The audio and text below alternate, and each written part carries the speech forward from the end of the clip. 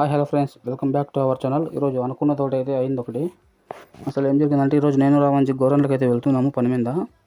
వెళ్తుంటే పెడబల్లి దగ్గరికి వచ్చేళ్ళకి బండి అయితే ట్రబుల్ ఇచ్చింది. ఏమైందని దిగి చూస్తే ఏదో వైర్ అయితే కట్ అయిందని చెప్పినాడు. చూస్తే ప్లగ్ పోయింది.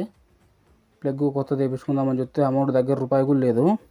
తర్వాత దాన్ని సరి చేసి అయితే స్టార్ట్ చేసాము. ఒక్కకి స్టార్ట్ అయింది బండి ఏమో.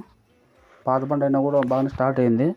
తర్వాత చిన్నగా అట్లా బస్ స్టాండ్లోకి అయితే వచ్చి కూల్ డ్రింక్ తాగి వెళ్దామని చూస్తే బండి రిపేర్ చేయించుకోలేక డబ్బులు లేక ఉన్నాము. తర్వాత ఫ్రెండ్తో వేయించుకొని అయితే ఆరెంజ్ జ్యూస్ అయితే తాగాము. ఇక్కడ నుంచి గోరంట్ల 18 కిలోమీటర్లు ఉందట. ఏదో పల్లెటూళ్ళని దాటుకొని వెళ్ళాలి. తర్వాత వస్తూ ఇక్కడ గంట్లమారమ్మ గుడి దగ్గర అయితే ఆగాము. పుట్టవర్తిలో ఉండేవారికి అయితే తెలుసుంటుంది గంట్లమారమ్మ గుడి గురించి.